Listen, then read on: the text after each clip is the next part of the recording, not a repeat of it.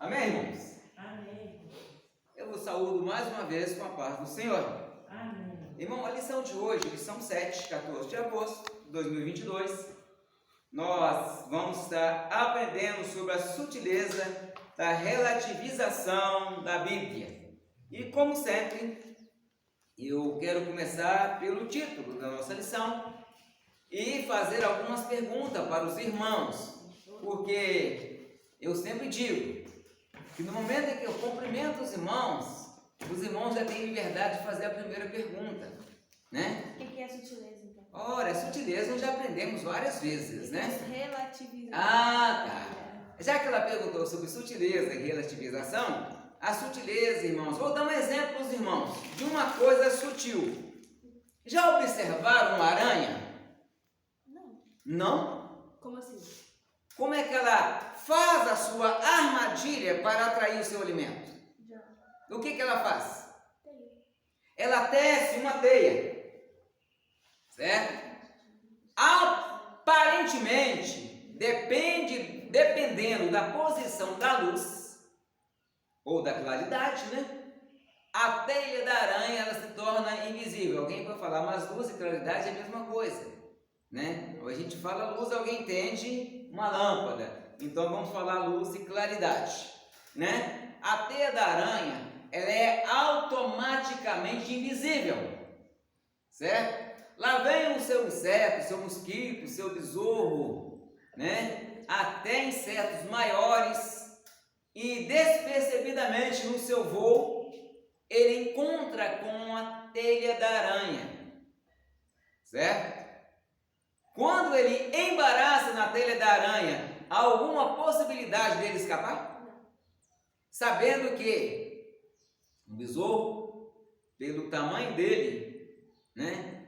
Se fosse medir em forças humanas, pela força que o besouro tem, ele conseguiria levantar um peso de aproximadamente 2 a 5 mil quilos.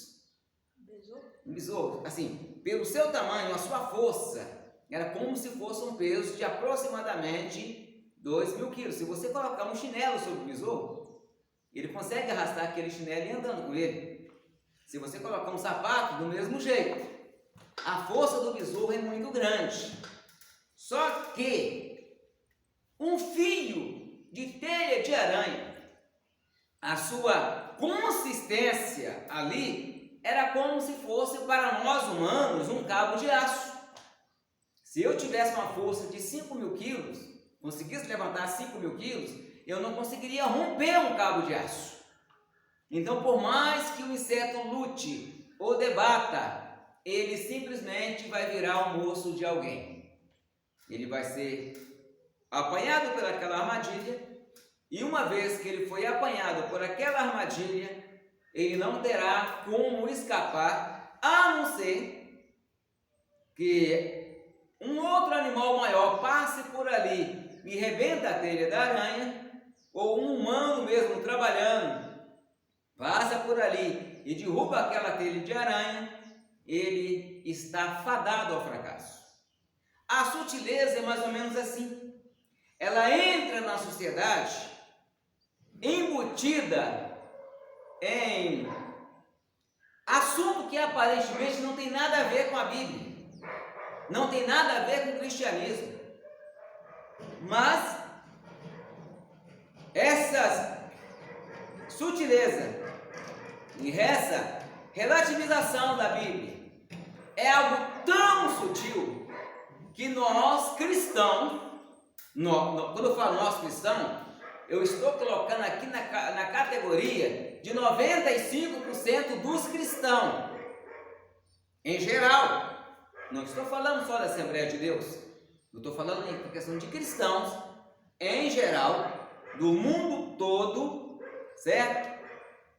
Não para observar a sutileza que estão acontecendo no mundo. A maioria de nós levantamos, tá tudo bem, e aí, joia, tranquilo, beleza, maravilha.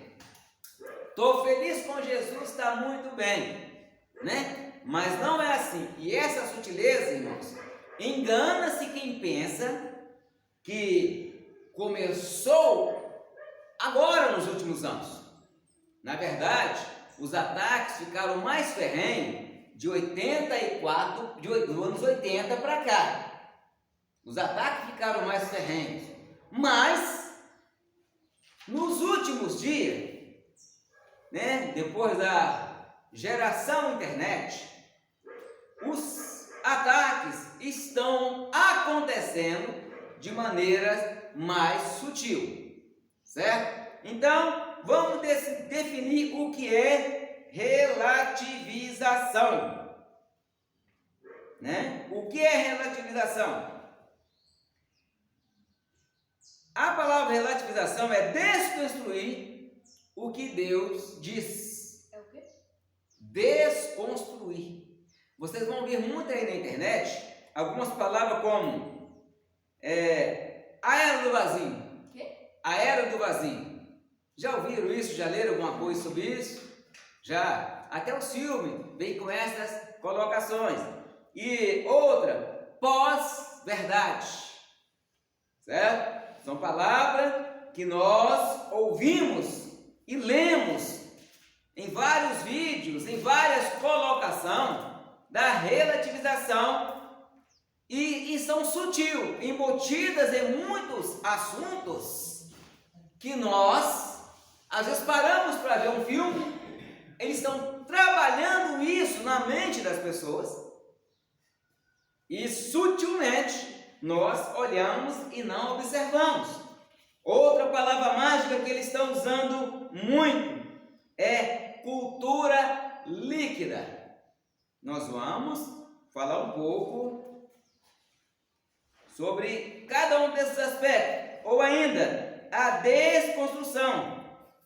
São formas diferentes para nomear o mesmo fenômeno que é cultural, que impera na sociedade contemporânea. Agora, uma definição de relativização teológica é negar que alguma coisa pode mudar de onde a pessoa está. Olha, para os irmãos terem um exemplo. A folha desse caderno aqui é que branca. É que cor? É branca. Branca? É branca? Vocês têm certeza que essa folha de papel é branca? Para mim ela é branca. Com certeza é branca. Hã?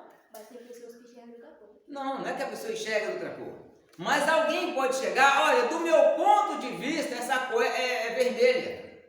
Certo? E segundo essa cultura, segundo esses ensinamentos, a verdade, ou a Bíblia, ou é de acordo com o ponto de vista de quem está olhando. Se eu olho e falo, olha, Deus é fiel. Alguém chega e fala, para mim Deus não é fiel. Eu falo, Deus existe. A pessoa chega e fala, para mim Deus não existe. Eu falo, o marido, o homem, ter duas ou mais mulheres é pecado. Aí a pessoa chega e fala assim, eu posso ter 10 mulheres, para mim não tem nada a ver.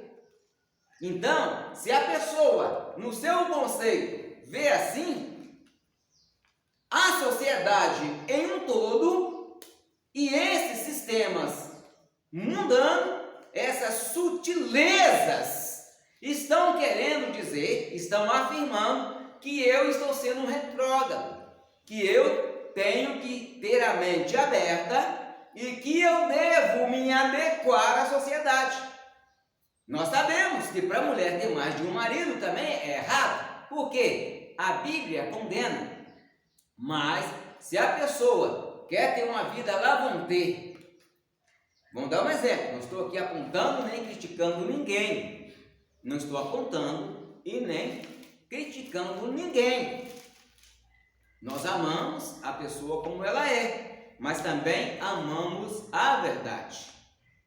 A mulher chega e fala, olha, eu posso ter a minha vida sexual do jeito que eu quiser. Se eu quiser casar e ter um marido, eu tenho. Se eu quiser, cada final de semana, sair com um homem diferente, ou o homem chegar e falar, cada final de semana eu sair com uma mulher diferente, não tem nada a ver. Isso é o que a sociedade está inculcando e querendo alterar os preceitos divinos, querendo alterar a palavra de Deus. E eles estão dizendo também que a verdade depende do ponto de vista e de onde a pessoa está. Lembra que eu falei da folha de papel? Lembra? Que eu falei, ela é branca. Mas chega alguém e fala, para mim essa folha é vermelha. Eu sei que ela é branca. Mas a pessoa está dizendo que ela é vermelha. Eu tenho que aceitar que ela é vermelha. Nós seguimos a palavra de Deus. A Bíblia diz que, como homem, não se chegará ou não se achegará ou não deitará com outro homem, porque isso é abominável ao Senhor. Certo? A Bíblia diz: não erres, nem idólatra, nem feiticeiro, nem efeminados, nem sodomitas herdarão o reino de Deus. A Bíblia diz também no Apocalipse que ficarão de fora os cães, os feiticeiros, os que se prostituem, os fornicários, os maldizentes, os bebedores. Esse a Bíblia diz que ficarão de fora. A Bíblia, ela é o que para nós, irmãos? Para a senhora, irmã Eliane, né? A irmã Eliane, a Bíblia, ela é o que para a senhora? Para mim, ela é como um mapa, um guia, ela é a minha sustentação, é sobre ela que eu me direciono. É isso, irmãos. Eu sempre ensino e falo para vocês que a Bíblia é um mapa. Eu costumo até falar, um mapa do tesouro, né? Tá até um xizinho marcado onde está o tesouro, né? Já viu aqueles mapinhas do tesouro? Que as criancinhas até vai ali, chegou num tesouro.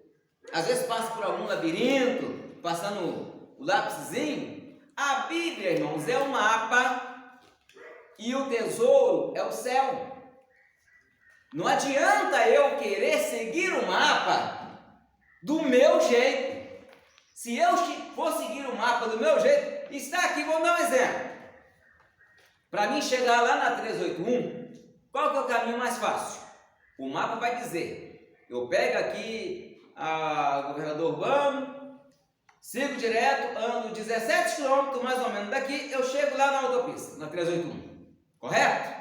Mas aí tem alguém que vai falar, não, em vez de eu ir sentido, né, ali o Souza, eu não vou para o lado do Souza não, eu vou sentido Bonfim. A pessoa vai conseguir chegar na 381? Não. Não vai. Ela vai ter que fazer uma convenção e voltar para trás. A Bíblia está mostrando o caminho para o céu. A pessoa não vai chegar a Deus, ou chegar no céu, ou ter a sua salvação a seu bel prazer. Porque a Bíblia condena. Nós amamos os homoafetivos. Nós não somos homofóbicos. Nós amamos. Certo? Agora, a prática deles depende deles. Só que eles querem uma cobertura da igreja. O homem quer casar com outro homem. É o livre pensamento dele. Mas os projetos de leis transmitando aí no Congresso que eles querem casar. Eu já falei na lição passada, foi bem esclarecido, que desde 2011, o Supremo Tribunal Federal, Tribunal de Justiça, o Tribunal Superior, sancionaram uma lei que legaliza o casamento entre pessoas do mesmo sexo. É legal? É. Por que é legal? Estão balizados dentro da lei. É legal. Aí eu pergunto, é moral? Certo? Aí eles, depois que conseguiram esse patamar, eles legalizaram isso porque, às vezes, dois homens ou duas mulheres viviam juntos por muito tempo e quando um morria, o outro não tinha direito à herança. E eles, então, eles legalizaram para oficializar se um morreu, o outro tem direito à herança. Correto? Nós respeitamos. Mas agora eles querem impor que eu, como pastor, eu venho abençoar a união deles. É como se fosse uma cobertura. Pastor, o senhor é mente fechada. A Bíblia diz que o senhor deve amar, irmãos, entendam, nós amamos. Nós amamos e muito. Eu posso amar, eu posso respeitar a decisão dele, mas concordar com ela, de acordo com a Bíblia, eu jamais posso concordar. Agora, vem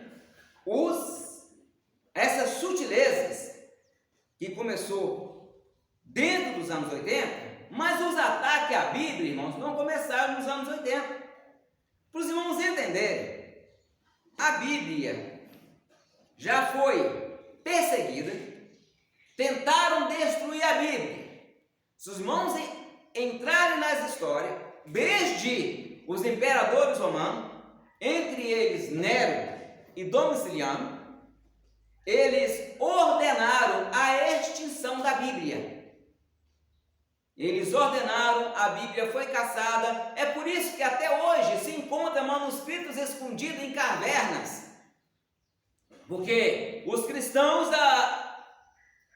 da igreja primitiva, os sacerdotes judeus, eles às vezes vinham um grupo para inventar o soldado, ou seja, para morrerem em prol das Sagradas Letras, enquanto alguém fugia pelos fundos para levar a Bíblia e esconder em algum lugar, com esperança que no futuro alguém encontrasse e a palavra de Deus não fosse destruída. Essas sutilezas não começou a acontecer ontem, não começou a acontecer hoje. Lembra de Moisés? Quem foi Moisés? Alguém sabe quem foi Moisés? Me diz para mim, quem era Moisés? Amigo de Deus. Abraão também foi. Mas quem era Moisés, irmãos? Ele foi o libertador. Foi o libertador do povo que estava cativo no Egito. Muito bem. Libertador do povo que estava cativo no Egito. Estavam escravizados. Só que quando Moisés vem com o povo, durante os 40 anos que Moisés andou com o povo no deserto, Deus foi revelando muita coisa para Moisés. A primeira coisa que Deus revelou foi o culto. Primeira coisa que Deus revelou para Moisés foi o culto. Deus chama Moisés no monte, revela para ele o tabernáculo, mostra para ele como cada peça, irmãos, entendam-se que cada peça do tabernáculo que Moisés ordenou que fizesse, desde as cortinas até a arca da aliança, Deus revelou para Moisés e ainda falou com ele assim: olha, faça conforme o modelo que te foi mostrado. Faça conforme o modelo. E Moisés assim fez, com seus ajudantes. Deus fez lá Bezalel, que Deus encheu do Espírito Santo com sabedoria para poder desenhar e fazer aquilo que Moisés fazia. Moisés chegava e explicava para ele, fazia um desenho e falava: Deus me mostrou assim, assim, assado. O Espírito Santo iluminava os homens e eles iam fazer conforme Moisés falou. Mas naquela época já acontecia pessoas que queriam torcer a lei ao seu favor. Vamos ler na Bíblia, irmãos? Alguém lê para mim Deuteronômio capítulo 4, versículo 8. Pode abrir aí para nós. Deuteronômio é o 5º livro da Bíblia. Deuteronômio 4. Não é só hoje que a Bíblia está sendo atacada. 8, versículo 8. Não, 4, versículo 2. Pode ler, por favor?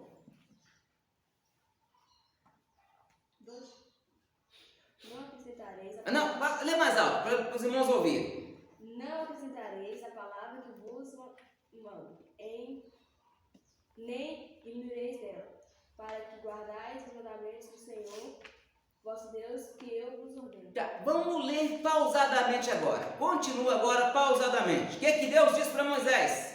Para Moisés escreveu para o povo.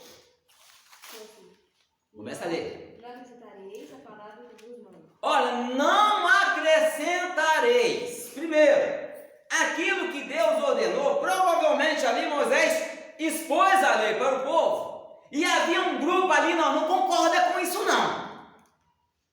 Vamos voltar a esse negócio, Moisés? Vamos aplicar isso diferente? Aí diz a sequência o quê? E nem diminuireis. Eu não posso acrescentar aquilo que Deus determinou e também não posso diminuir aquilo que Deus determinou. Prossiga. Para que guardais os mandamentos do Senhor. Para que guardais os mandamentos? Então eu não posso acrescentar, eu não posso diminuir os mandamentos do Senhor. Isso, irmãos, desde o tempo de Moisés. A Bíblia não relata, a história não relata, mas se Deus mandou Moisés escrever isso, porque automaticamente já tinha um grupinho do contra. Tanto nós podemos ver lá que teve vários grupos do contra, Datã, Abirão, teve um período lá que até a própria Miriam levantou contra Moisés, e assim sucessivamente, certo? Agora, essa torção, irmãos, da verdade, eles falam, a cultura líquida, lembra que eu falei da cultura líquida? Vocês podem pesquisar sobre isso na internet, os pensamentos de Barco, é um dos filósofos, que a Bíblia também, que eu falei sobre os ataques físicos, mas ela sempre toma ataque filosófico. Aí vem os filósofos, vem os antropólogos, vem os arqueólogos, eles estudam, eles trabalham, eles pesquisam para anular a veracidade da Bíblia. Muitos, eles querem anular, dizem, eles estão querendo provar. Quem já ouviu falar a palavra mágica? Mitologia. Já ouviram falar a palavra mitologia? Estão dizendo, irmãos, eles estão dizendo que do capítulo 1 ao capítulo 11 de Gênesis não pode ser considerado como verdade, que é uma mitologia. O que é a mitologia? É uma história inventada que ninguém se pode provar. Então estão querendo excluir o capítulo 1 ao capítulo 11 de Gênesis. Só que tem um detalhe, irmãos. Quer saber qual detalhe? Qual? Eles esqueceram de combinar com Jesus, irmã Eliana. Por quê? Porque Jesus, irmãos, ele falou sobre o capítulo 11 em Mateus 7, em Mateus 19. Ele falou sobre o princípio entre o capítulo 1 e entre o capítulo 11. Não precisa ler, procurar não, minha jovem. É só para os irmãos terem mais ou menos a noção. Agora vem mais. Eles falam a cultura líquida. Eles querem dizer que a verdade, ela não é absoluta. A verdade, ela se molda de acordo com a sociedade. Mas a Bíblia fala que a verdade, ela é absoluta. E o que é a verdade? Abre para mim João 17, versículo 17. Nós vamos descobrir quem é a verdade e o que é a verdade. João 17.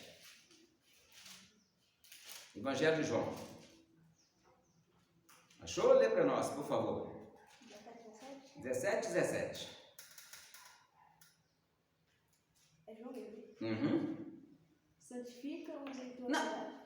Mais alto. Lê alto para nós ouvirmos. Santifica-os em tua verdade, tua palavra é a verdade. Santifica-o. Na verdade, a minha Bíblia fala a verdade, mas ela fala a tua verdade. A tua palavra é a verdade. Quem disse isso? Jesus. Repete para mim. Jesus disse que pediu para Deus para santificar a sua igreja, os seus discípulos ali. É a última, quase a penúltima oração de Jesus. João 17. Essa foi uma das últimas orações de Jesus. A outra oração de Jesus foi no jardim do Getsêmani, E a outra oração, Jesus já estava pregado na cruz. Que ele diz: Pai, perdoa-lhes, porque eles não sabem o que estão fazendo. Essa oração é uma das últimas orações de Jesus. E ele, nessa oração, ele estava orando pela igreja, orando pelos discípulos. Ele falou para o Pai: Pai, eu não te peço que os tire do mundo, mas que os guarde. O mundo vamos odiar, porque é odiar também a mim. O mundo vai perseguir, porque perseguiram a mim. Aí, olha a palavra mágica. Jesus chega para o Pai e fala assim: Pai, santifica-os na verdade. A sua palavra é a verdade. Aleluia. Então nós temos base, nós podemos dizer que esse espírito, o espírito dessa era, aqui já é lançado por fora. Vemos também aí a Bíblia e o politicamente correto, é o segundo ponto da nossa lição. O que é politicamente correto? Uma coisa que é baseado dentro da lei, que foi banalizada. Ou, se o meu ponto de vista, e eu acredito que um papel branco é amarelo ou vermelho, eu estou certo? Estou. Meu ponto de vista, o papel é vermelho e ele é vermelho. Para você pode ser branco. Agora vamos trazer, tiramos o conceito teológico, vamos fazer uma aplicação, né, no conceito secular. Eu, religiosamente e teologicamente, eu posso dizer, irmão Diego, que a minha gravata ela é vermelha, mas minha gravata é que cor? É preta, mas para mim ela é vermelha. Então, isso no conceito teológico e religioso. A pessoa teve uma intuição, uma interpretação da Bíblia ao seu bel favor. Para ela tá bom. Vamos dizer assim, eu tenho uma lei que me defenda. Agora é o seguinte, vamos aplicar agora no conceito secular. Eu estou dirigindo, vamos falar uma avenida que todo mundo conhece aqui? Avenida Afonso Pena, cruzamento da Praça 7, em Belo Horizonte. Além de você, eu creio que todo mundo conhece, né? Eu estou chegando ali, eu estou subindo no sentido Mangabeiras, e na Praça 7 ali, o sinal fica vermelho. Nós sabemos que a Praça 7 é um dos lugares onde tem mais polícia em BH, tirando do Palácio da Liberdade. Sinal vermelhou, eu acelero e avanço o sinal. O que eu cometi? Infração. Grave, leve ou gravíssima? Gravíssima. Porque eu avancei um sinal vermelho. Isso vai me levar 7 pontos na carteira, de cara. 7 pontos na minha carteira, que eu vou perder. E por sorte, lá tem 50 guardas lá ou mais. É viatura ali, viatura aqui, a polícia civil ali, guarda municipal lá. E se eu avancei, automaticamente o guarda vai comunicar com o outro na frente, o policial encosta. Se o policial me mandou encostar, o que eu tenho que fazer, irmãos? Encostar. Ele já vai chegando com os 2 pés no meu peito. O senhor invadiu, o senhor ultrapassou o sinal vermelho. Aí eu falo para o seu guarda: estava vermelho? Tá. Aí eu falo para ele assim: está vermelho para o senhor, para mim está verde. Estava verde. Vai adiantar alguma coisa? Por quê? Primeiro porque tem testemunhas. Segundo que você sabe que você está fazendo errado. Eu sabia que estava fazendo errado. Agora, então por que eu vou falar que a Bíblia, em relação teológica, eu posso falar que eu posso interpretar uma coisa de acordo com a posição que eu estou? Então, no sentido teológico e espiritual, eu posso falar que vou para o céu do jeito que eu estou. Agora, se eu avancei um sinal vermelho, vale a pena eu falar para o guarda que o sinal estava verde? Não. E o que vai acontecer comigo? Não vou ser preso. Quantas? 2, 3. Depende da interpretação do guarda. Aham. Primeiro, ele vai falar: o senhor avançou o sinal vermelho.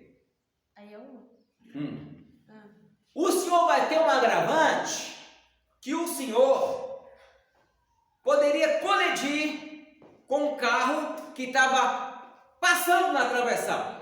Segundo agravante, o senhor colocou em risco a sua vida e a vida dos seus passageiros. Mais um agravante.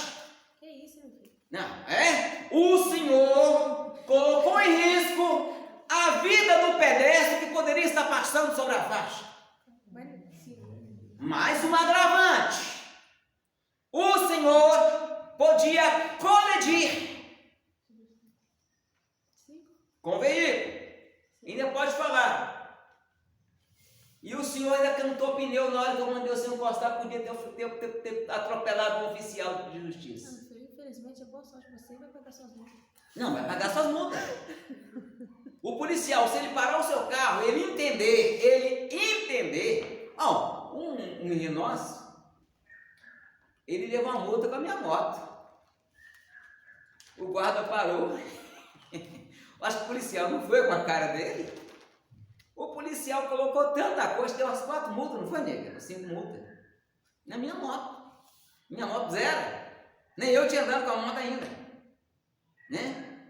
Porque eu tive para dar moto, eu estava tirando carteira. Ele foi, deixei a moto com ele uns dias, que ele estava fazendo um serviço, motoboy, estava desempregado, foi fazer um serviço. Passou no lugar não tinha placa de parada, obrigatório, o policial colocou que tinha. E colocou mais 300 agravantes.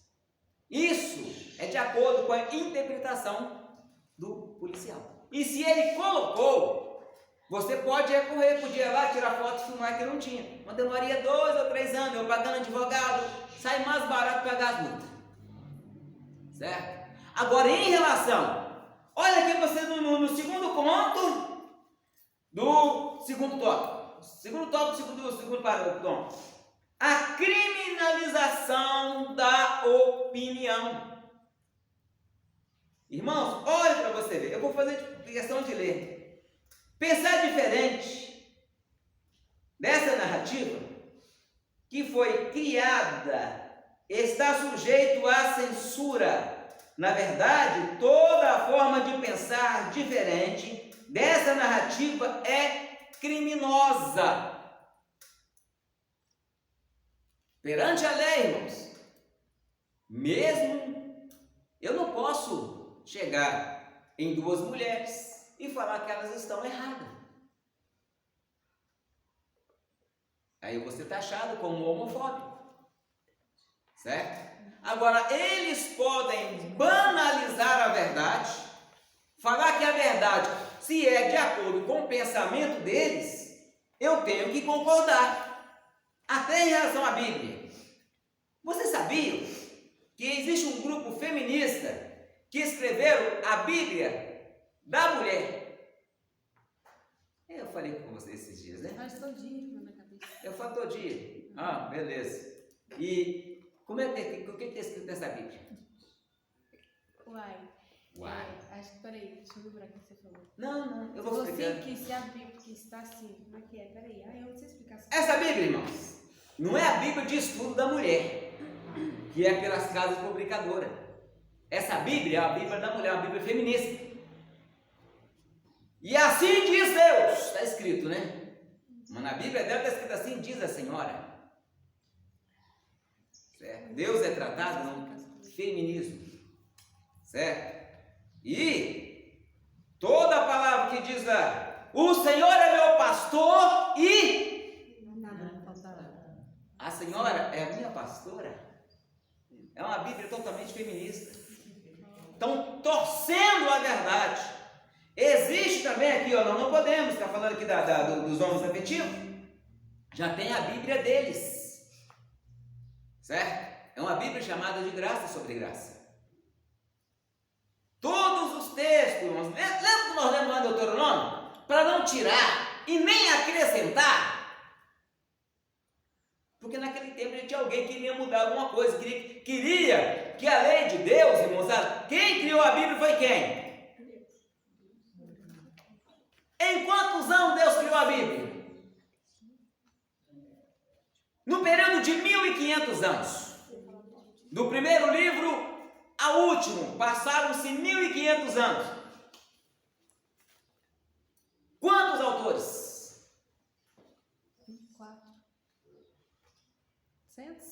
40. 40 autores, irmãos. Em continentes diferentes, em locais diferentes. Para os irmãos terem uma ideia de como a Bíblia foi escrita. Alguns escritores escreveram no deserto. Outros escritores escreveram em planícies, montanhas, vales, palácios, prisão, em navios. E desses 40 escritores, a maioria nem conhecia outro e nem tinha acesso ao livro escrito de outro como nós temos hoje.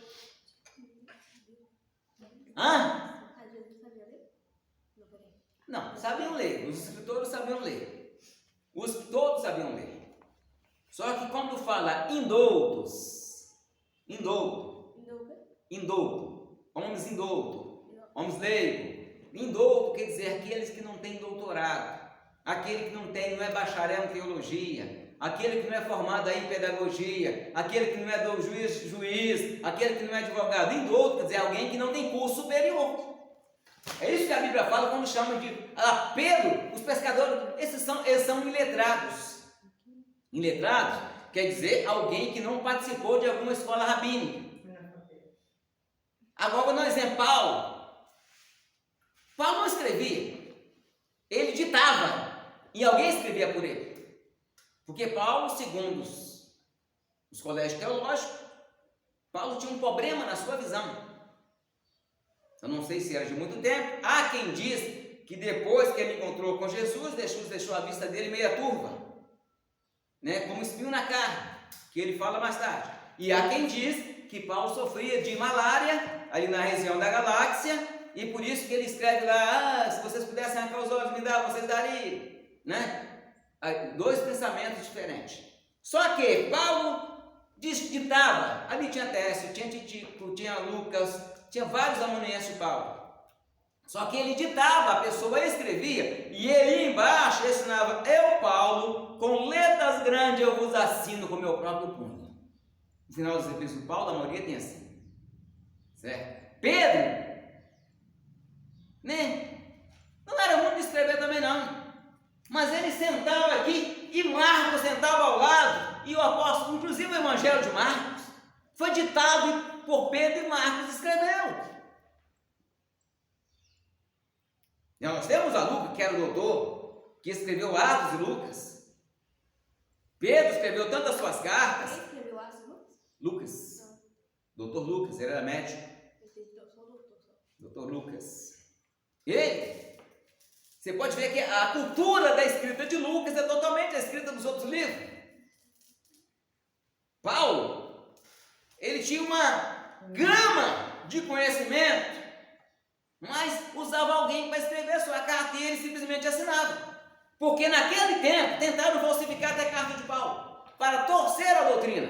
Tanto que lá em Gálatas, o apóstolo Paulo, para nós no capítulo 1, versículo 9 de Gálatas, ele vai falar: olha, se nós, Gálatas 1:9, eu vou falando, mas vocês podem ler para confirmar. Gálatas está lá na frente, perto de Colossenses, Filipenses. Ele fala assim: olha, se nós, ou até mesmo um anjo de Deus, viemos anunciar outro evangelho, além do que nós já vos temos pregado, que seja anátema, que seja amaldiçoado, que seja maldito esse evangelho. Achou? Lê para nós aí. Onde? Gálatas 1, versículo 9. Lê para nós, por favor. Por favor. Assim como antes. Fala mais alto para todo mundo ouvir, por favor. Assim como antes dissemos também, agora repito: se alguém vos anunciar um evangelho diferente do que já recebeste, seja Anátema. Anátema. Que é isso? Amaldiçoado. Continua? Continua. Pois procura agora o favor dos homens ou de Deus. A favor dos homens ou de Deus. Ou procuro agradar aos homens. Se estivesse ainda agradando aos homens, não seria servo de Cristo. Até aí tá bom. Os irmãos entenderem que Paulo ali ele fala, mesmo se nós os apóstolos, se eu chegar para vocês vos anunciar um outro evangelho, além do que foi anunciado, que seja anátema, que seja amaldiçoado. E também, irmãos, a Bíblia e o outro evangelho, uma nova metodologia dentro da cultura pós-moderna, do politicamente correto. Surge a necessidade de resignar a Bíblia. O que é resignar, irmãos? Resignar a Bíblia, irmãos, está dizendo aqui. Chega um certo teólogo aí e fala que a Bíblia está desatualizada. A Bíblia tem que passar por uma revisão. Tem texto que tem que ser tirado. Outros textos têm que ser inseridos nela. Porque tem que ser de acordo com a nossa cultura. Tem um teólogo aí, eu nem vou dizer o nome dele para não dar ibope para ele. Ele diz com todas as letras que se o apóstolo Paulo tivesse escrevendo as suas cartas hoje, nessa atualidade, ele não ia falar contra o relacionamento homoafetivo, certo? Ele não ia falar, né, que nós podemos ter uma vida mais à la vontade. O nome do teólogo dele? O que você falou aí? Então tá bom, então vamos prosseguir. E nisso, irmãos, esses ataques à Bíblia, para nós combatermos, alguém abre para mim lá em Isaías, por favor. Isaías capítulo 5 e o versículo 20. Isaías 5 e 20. Ai dos que chamam o mal bem e chamam o bem de mal. Lê para nós, por favor. Por favor. Ai dos que ao mal chamam bem e ao bem mal. Olha para você ver. O profeta Isaías estava escrevendo isso 700 anos antes de Cristo. Ai dos que chamam o mal bem e chamam o bem mal. Então, aqui estão esses grupos sociais, fazendo uma torção e trazendo uma nova teologia. Esse outro evangelho também possui as suas próprias teologias. Todos os textos bíblicos passam por uma nova resignação. A Bíblia, portanto, deve ser toda atualizada. E surge aí o evangelho social. Esse evangelho social, irmãos, a lição, nós estamos, irmã, lição 7, tá? Estamos aqui no segundo ponto do terceiro tópico. Esse evangelho social. O que esse evangelho prega? Olha, esse evangelho prega, irmãos, que se eu fui alcançado socialmente, eu não preciso ser alcançado espiritualmente. Eu não preciso ser alcançado religiosamente. Então, pode ter uma igreja, irmãos, até a cor da igreja estão mudando. Estão pintando as igrejas de preto. E falando que o branco, ou a cor mais clara, não representa mais a salvação. Não estou aqui criticando os pastores que pintam sua igreja de preto. Que às vezes não é o pastor. Às vezes tem um grupo dentro da igreja, um grupo de jovens, que chega e fala: não, pastor, agora é assim. Vou dar um exemplo para os irmãos do que está acontecendo dentro de igreja. Acabou de acontecer, né? Acabou? Esses dias. O quê? Festa junina é gospel. Ah. Estão trazendo costume mundano e trazendo para dentro da igreja. A festa de São João. Alguém sabe o que é a festa de São João? Eu já postei isso aí, já falei? Eu já falei. Hã? Já falei. Então o que é a festa de São João? Isso aqui é de João Batista. Lembra-se que o rei Herodes tinha encerrado João na prisão, certo? Por que João foi preso? Porque ele falava do pecado de Herodes.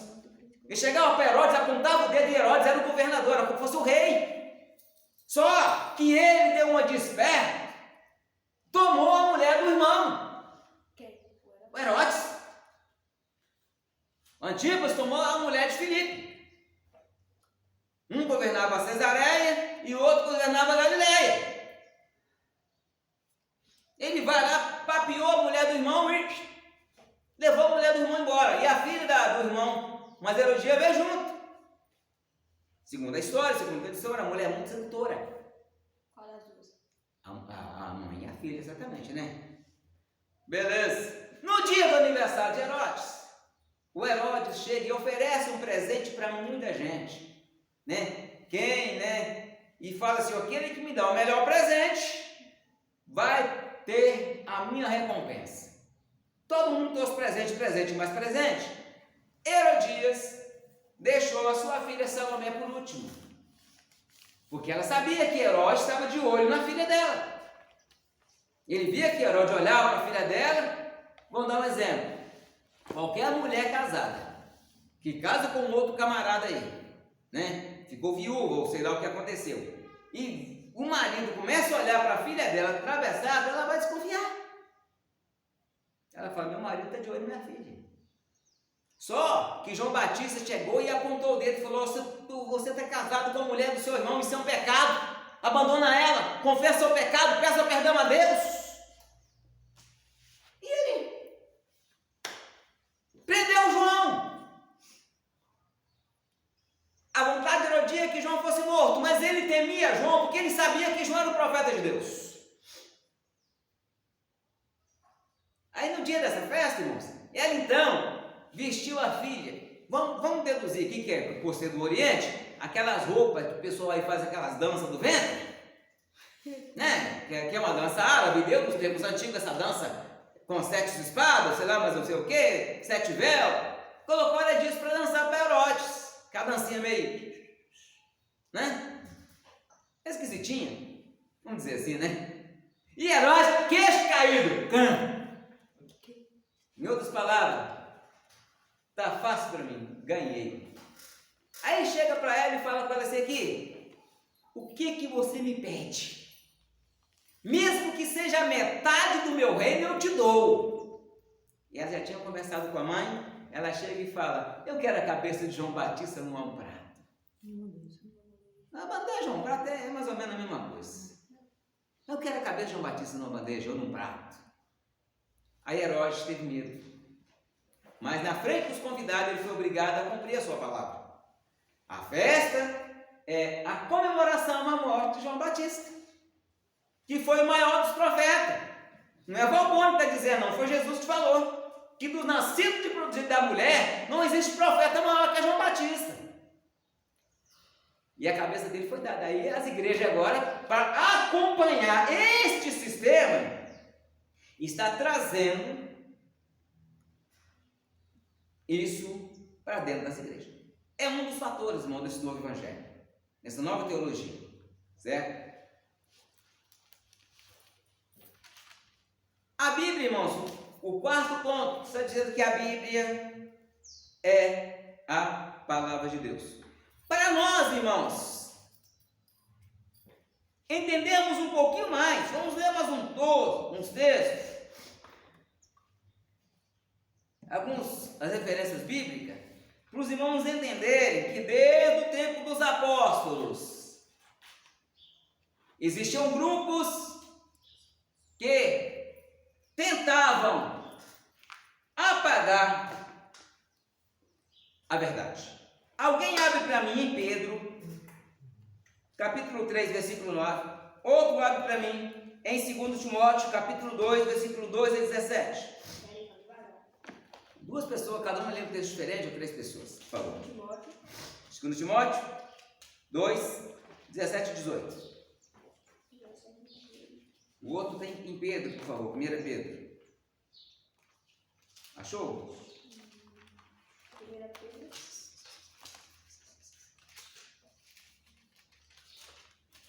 Aonde? Hã? 1 Pedro 3. Não, moço. O outro. 2 Timóteo 2. Pedro 3, quanto? 3. Versículo. 2 Timóteo 3, o quê? Pedro 3, versículo 9. Qual que vai ser? 3. Timóteo Pedro. 1 Pedro, capítulo 3, versículo 9. Não tornando mal por mal, ou injúria por Na verdade, é 2 Pedro. Então, só 2 páginas aí já chegou em cima. Não, né? 3 não. 3, 9. Pedro 3 não. O Senhor não retarda a sua promessa. Olha, irmãos, devagar. Olha, o Senhor não retarda a sua promessa. Isso significa que desde o dia dos apóstolos tinha um grupo ensinando dentro da igreja que esse negócio da vinda de Jesus era balera, que Jesus não ia vir buscar o seu povo. Prossiga a leitura. Ainda que alguns a tenham por tardia, Prossiga. mas Ele é longânimo. Isso aí, para conosco, não querendo que alguns se percam, senão que todos venham Ao arrependimento, ou arrepender-se. Desde aqueles dias, irmãos, tinha gente ensinando esse negócio de vinda de Jesus. Isso não acontece nada. Isso é lero-lero. Jesus não vai voltar, não. E hoje estão falando a mesma coisa. Eu fui pregar numa igreja uns 3 anos atrás, quase que eu apanhei. Um grupo de pessoas, na hora de sair da igreja, estava fora me esperando. Pastor, o senhor ainda fala que Jesus vai vir? O senhor não está um pouco retrógrado, não, pastor? Aí eu,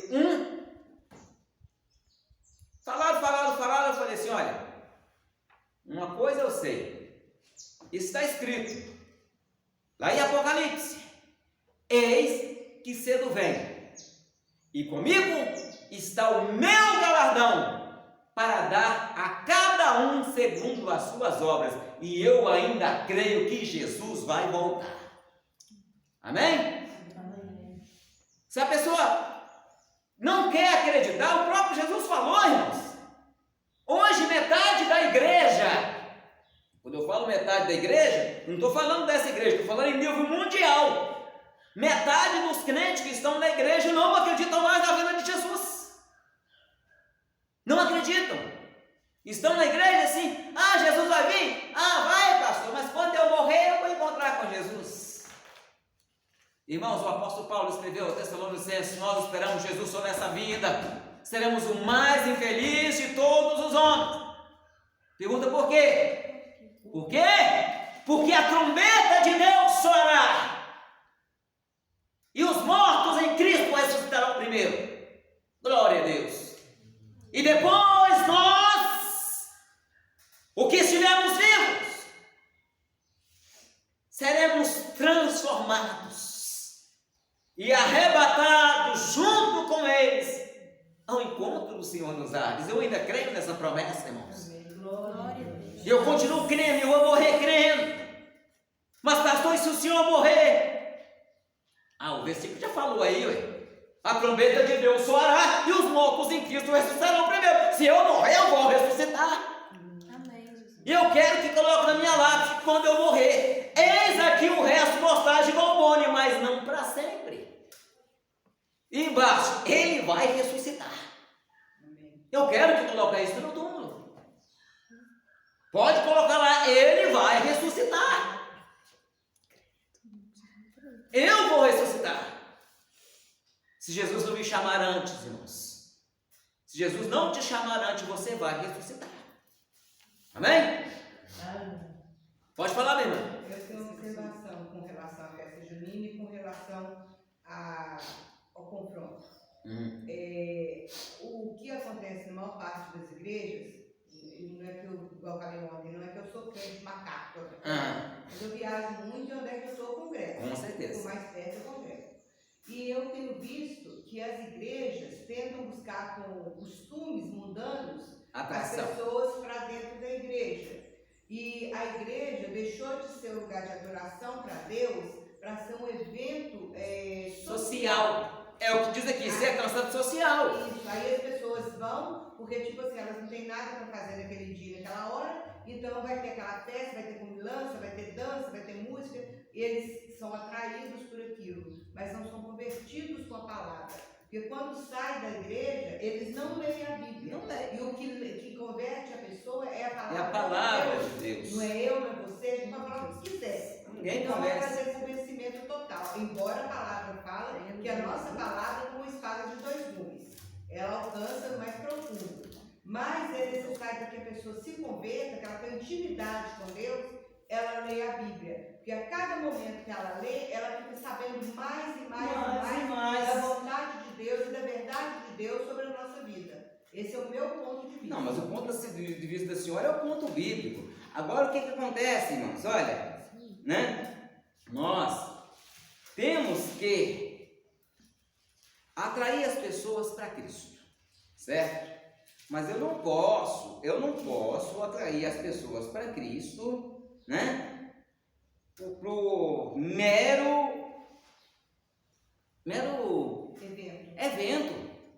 Porque aí, como é que fica? O mundo tem que parecer com a igreja ou a igreja tem que parecer com o mundo? A igreja tem que influenciar o mundo ou o mundo tem que influenciar a igreja? A pessoa vem para a igreja por causa do evento, não foi transformada, não foi liberta, não foi convertida, ela pode ser convencida, certo? Convencida. Aí ela chega, bate de frente com a liderança da igreja, e às vezes é um bom grupo, e o pastor fala, não posso perder tantos irmãos não, eu vou abrir mão para não perder os crentes. Aí está entrando em um contexto errado, porque sabe o que é de quê? No momento que eu começo a trazer evento cultural para dentro da igreja, eu perco a minha identidade como igreja. E no momento que eu perco a minha identidade como igreja, o mundo não me vê mais como igreja. Posso provar na Bíblia? Malaquias 3,18. Está escrito: e vereis outra vez a diferença entre o justo e o ímpio, entre o que serve a Deus e o que não serve. Então, as pessoas vêm a Jesus, glória a Deus. Tem pastores aí que a pessoa levanta a mão citando Jesus hoje, tem o batismo amanhã, vai e batiza a pessoa. Isso é um erro.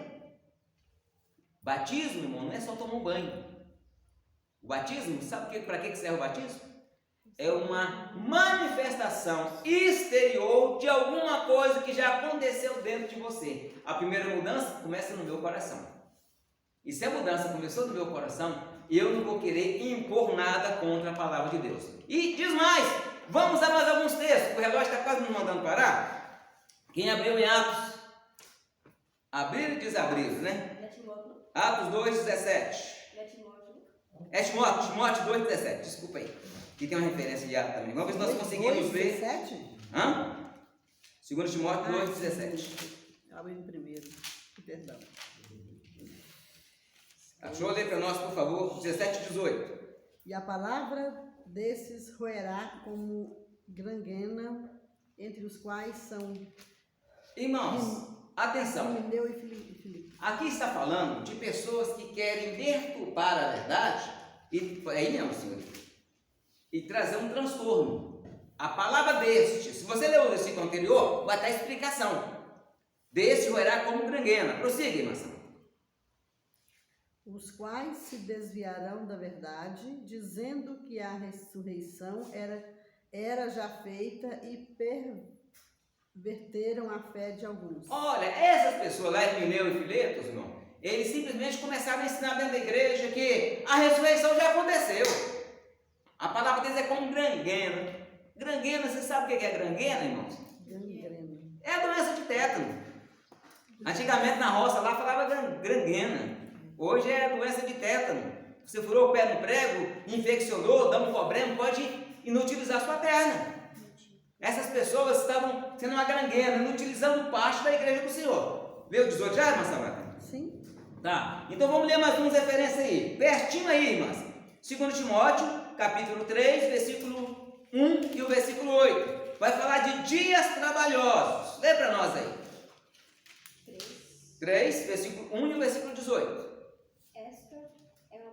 Peraí. 3, versículo 18. 1 e 18. 2 Timóteo 3. Esta é uma palavra fiel. Se alguém deseja episcopado, excelente... Você está em 1 Timóteo ou 2 Timóteo? 2 Timóteo. Falou primeiro. Ah, desculpa aí. Isso é a idade. É 2 Timóteo. Essa aí está falando sobre a consagração de obreiros. 3. 3, versículo 1 e versículo 8. 2 Timóteo. Sabe, porém, isto que nos últimos dias Sobrevirão sobrevirão tempos trabalhosos. tempos trabalhosos. Agora lê o versículo 8. E como Janes E Jambres resistiram a Moisés, assim também estes resistem à verdade, sendo homens corruptos de entendimento e reprovos. mais alto, Ana. Lê mais alto para todo mundo ouvir. Calma aí. Volta no começo. Do Não, no versículo 8. Como Jambres e Jambres. E com Janes e Jambres resistiram a Moisés, assim também estes resistem à verdade. Olha, irmãos, como Jambres e Jambres resistiram a Moisés. Quem é esse Jambres e Jambres, irmãos? Era aqueles dois magos de Faraó, aqueles feiticeiros de Faraó, que quando Moisés chegou lá, jogou a vara no chão e a transformou em cobra, eles chegaram e fizeram também. Ah, transformou a água em sangue, eles foram lá e fizeram também. Mas quando chegou na praga do piolho, eles chegaram para Faraó e falaram: isso aí nós não podemos fazer, isso não é nada que não seja o dedo de Deus. Esses homens, eles resistiram à verdade. E aí o apóstolo Paulo, escrevendo a Timóteo, ele está dizendo que estes vão resistir à verdade. Então resistindo à verdade. Agora prossiga ainda em 2 Timóteo, capítulo 4, versículo 3 ao 4. E outra pessoa abre para mim Colossenses, capítulo 2, versículo 4, por favor. Timóteo está pertinho aí, ó. Capítulo 4, versículo 3 e 4. Que vão falar que eles não suportarão a sã doutrina. Porque virá o tempo em que não sofrerão a sã doutrina, mas tendo comichão nos ouvidos, amontoarão para si doutores conforme as suas próprias concupiscências. Até aí, pera só um minutinho, irmãos, olha, vocês vão entender. Não vão conseguir continuar a leitura. Haverão tempos em que não suportarão a sã doutrina. Eles vão amontoar para si doutores. Está falando aqui, irmão, de teólogos, de filósofos. São pessoas que foram compradas para ensinar segundo o que os homens querem ouvir. Comichão, terão comichão no ouvido. O que é comichão, irmãos? Na hora que falar a verdade, a cabeça deles vai zunir, vai dar dor de cabeça, vai dar estresse. Eu não concordo com isso. Eles não vão concordar. E o apóstolo Paulo, naqueles tempos, estava dizendo que esses dias chegariam. Nós estamos nesses dias de hoje. Prossiga, irmão. E desviarão os ouvidos da verdade. Desviarão o ouvido da verdade. Então, é o que estou falando aí. A verdade, como é que eles falam? A sociedade líquida. A verdade vai se moldando de acordo com a minha posição e o meu pensamento. Prossiga, irmão. Voltando às fábulas. Mas tu, sê sábio em tudo, sofre as aflições, faze a obra e um evangelista cumpre o teu ministério. Amém, irmãos? Isso é para todos nós, cumpramos o nosso ministério. Agora, quem vai abrir para mim lá em Colossenses 2, versículo 4? Quem abriu? Ninguém abriu? Colossenses? Achou, irmãos? Depois de Filipenses, capítulo 2, versículo 4. Vai falar de palavras persuasivas. 2:4. Isso. Digo isto para que ninguém vos engane com palavras persuasivas. Olha, irmãos, o apóstolo está dizendo: mas eu estou dizendo isso para vocês, igreja. Não permitam que pessoas com palavras persuasivas vos enganem. Aí vão chegar e dizer: Deus é amor, Deus não pode rejeitar o meu pecado. E Deus não rejeita o pecador, não, irmãos. Deus ama o pecador como ama todo mundo. Mas a Bíblia diz em Isaías 59 que o nosso pecado faz separação entre nós e Deus. E a nossa iniquidade encobre o seu rosto de nós para que não nos ouça. Entendam-se que eu tenho que pautar a minha vida na Bíblia. Não é a Bíblia que tem que se pautar na minha vida, não. É a minha vida que precisa ser mudada. Deus, ele continua sendo o mesmo. Deus continua sendo Deus de amor e Deus de misericórdia.